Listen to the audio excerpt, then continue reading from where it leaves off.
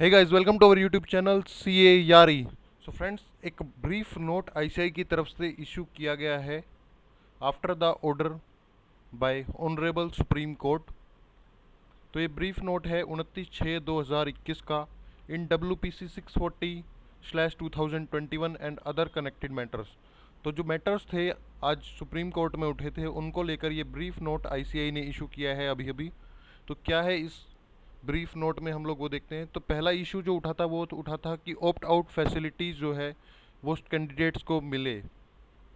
तो यहाँ पर इंस्टीट्यूट ने कहा है कि करंटली जो है वो ऑप्ट आउट जो फैसिलिटी है वो स्टूडेंट्स को अवेलेबल कराई गई है। अगर वो RT-PCR रिपोर्ट जो है वो शो कर देते हैं तो उनको ऑप्ट आउट ऑप्शन मिल जाएगा। जो 21/6/2021 का यहाँ पर उन्होंने हवाला दिया है कि 21/6/2021 को जो नोटिफिकेशन उन्होंने निकाला था उसमें क्लियर किया था कि जो इन्फेक्टेड या तो फैमिली मेम्बर्स हैं या खुद अगर एग्जामिनी इन्फेक्टेड है तो वो RT-PCR पॉजिटिव RT-PCR रिपोर्ट को शो करके जो है ऑप्ट आउट ले सकता है। तो उसमें एडिशन किया गया है इंस्टीट्यूट की तरफ से।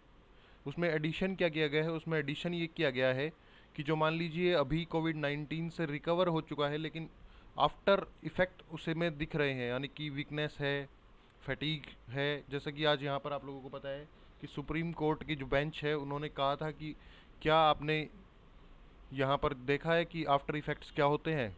डायनेमिक इश्यूज भी थे। तो सीएमओ जहाँ पर कहा है कि सीएमओ से अगर चीफ मेडिकल ऑफिसर है वहाँ से आप मेडिकल सर्टिफिकेट, अगर किसी रजिस्टर्ड मेडिकल प्रैक्टिशनर से अगर आप लोग मेडिकल सर्टिफिकेट बना देंगे कि आप लोग एग्ज़ाम में अपीयर होने के लिए अनेबल हैं तो आपको वो सर्टिफिकेट जो है वो शो करना होगा इंस्टीट्यूट के सामने। उसमें क्या होना चाहिए, द सर्टिफिकेट शुड बी और the register number of the practitioner. उसमें रजिस्टर्ड नंबर होना चाहिए प्रैक्टिशनर का। तो आप लोगों के लिए वो सर्टिफिकेट एज RT-PCR रिपोर्ट काम करेगा। Such medical certificate will be in addition to the relevant RT-PCR report. यानी कि आप लोगों की जो पुरानी RT-PCR रिपोर्ट है उसके साथ वो एडिशनल में काम करेगा। वो सर्टिफिकेट आप इशू करवा सकते हैं डिस्ट्रिक्ट मेडिकल ऑफिसर से, प्राइमरी हेल्थ सेंटर्स से, गवर्नमेंट जनरल हॉस्पिटल्स से, प्राइवेट हॉस्पिटल्स से एंड रजिस्टर्ड मेडिकल प्रैक्टिशनर से। यानी कि जो रजिस्टर्ड डॉक्टर्स हैं उनसे आप वो जो सर्टिफिकेट है उसे इशू करवा सकते हैं। और वो जो है सर्टिफिकेट वो in addition to the relevant RT-PCR report होगा। यानी कि RT-PCR रिपोर्ट होगी पर उसके एडिशन में आप लोगों को मेडिकल सर्टिफिकेट भी इशू करना होगा कि अगर आप कोविड से ठीक हो गए लेकिन जो आफ्टर कोविड सिम्टम्स हैं वो दिख रहे हैं आपको। तो जो दूसरा इशू था वो था SOP से related. SOP related to examination centres. Examination centres के बारे में कहा गया था कि एग्जामिनेशन सेंटर्स को मैरिज हॉल के अंदर या बैंकेट हॉल हैं उनके अंदर एग्जामिनेशन जो सेंटर बनाए गए हैं। तो उससे रिलेटेड आईसीआई ने यहाँ पर क्लियर किया है कि जो एग्जामिनेशन सेंटर्स हैं वो सारी की सारी गाइडलाइंस को फॉलो करते हैं गवर्नमेंट की, और स्ट्रिक्टली जो है हेल्थ एंड सेफ्टी जो है वो एग्जामिनीज हैं उनकी इंश्योर की जा रही है।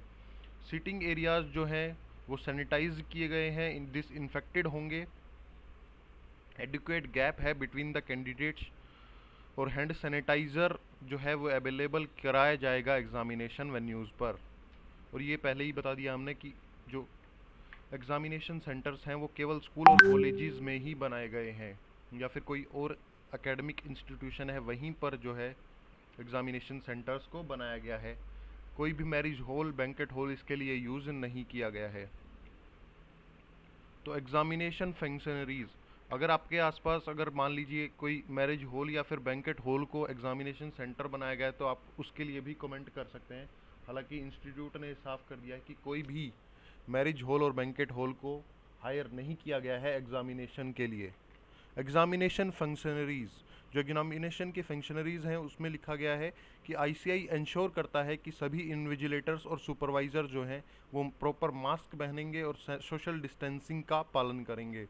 All the examination functionaries shall carry no risk status.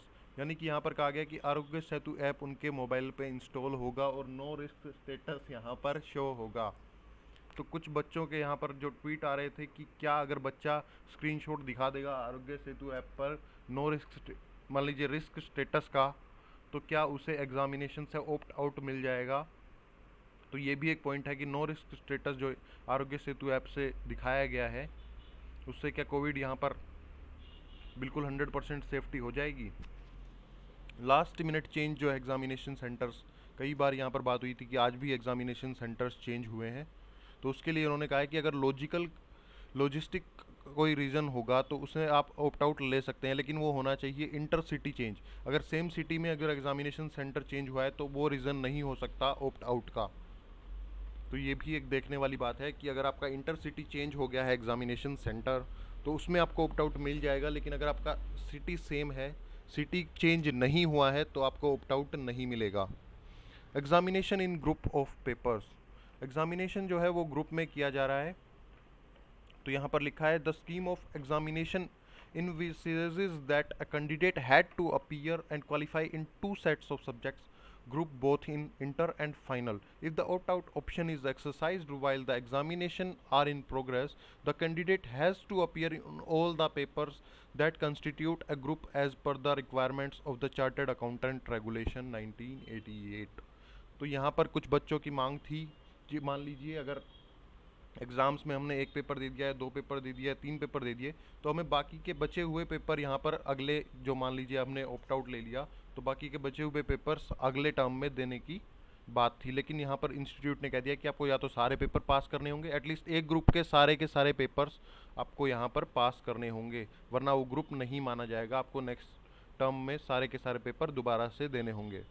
Waiver of articleship period की बात जहाँ तक है, articleship is a way of on the job training to equip the students with the skills required in the practical aspects of the profession. तो यहाँ पर articleship की जो बात है, वहाँ पर पहले ही कोर्ट यहाँ पर कह चुका था कि ये कोर्स का पार्ट है, इसमें हम लोग कुछ नहीं कर सकते, और इंस्टीट्यूट ने भी वहीं कहा है कि कंप्लीट वेवरशिप ऑफ पॉसिबल नहीं है आर्टिकलशिप की। तो अगर आपने अभी तक चैनल को सब्सक्राइब नहीं किया है तो चैनल को सब्सक्राइब जरूर कर ले। कल हम लोग लाइव भी करेंगे इसके ऊपर, जब हियरिंग स्टार्ट होगी तो उस टाइम पे हम लोग लाइव आएंगे और लाइव अपडेट्स आप लोगों को ज़रूर देंगे। तो अगर आपने अभी तक चैनल को सब्सक्राइब नहीं किया है तो चैनल को सब्सक्राइब करें, वीडियो को लाइक अभी तक आप लोगों ने कर ही दिया होगा, अगर नहीं किया है तो जल्दी से जल्दी लाइक करें। तो लास्ट जो पॉइंट है वो है ट्रांसपोर्टेशन फैसिलिटीज़ और वैक्सीनेशन। जो ट्रांसपोर्टेशन फैसिलिटी है और वैक्सीनेशन का लास्ट पॉइंट यहाँ पर रखा है, तो उसके बारे में आईसीआई ने क्लियर किया है कि आईसीआई इस पोजीशन में नहीं है कि वो ट्रांसपोर्टेशन फैसिलिटीज़ को प्रोवाइड करवा पाए या फिर वैक्सीनेशन दे पाए कैंडिडेट को, जो कि प्रे किया गया था पटिशनर के द्वारा। तो ना ही आईसीआई ट्रांसपोर्टेशन फैसिलिटी अवेलेबल करा सकता है और ना ही वैक्सीनेशन करवा सकता है स्टूडेंट्स की, ये इन्होंने साफ कर दिया है। तो ना ही ट्रांसपोर्टेशन फैसिलिटी आपको किसी भी हालात में मिलेगी और ना ही वैक्सीनेशन आपको किसी भी हालात में आईसीआई प्रोवाइड करवा पाएगा। तो चैनल को सब्सक्राइब जरूर करें, वीडियो को लाइक करें और शेयर करें अपने फ्रेंड्स के साथ।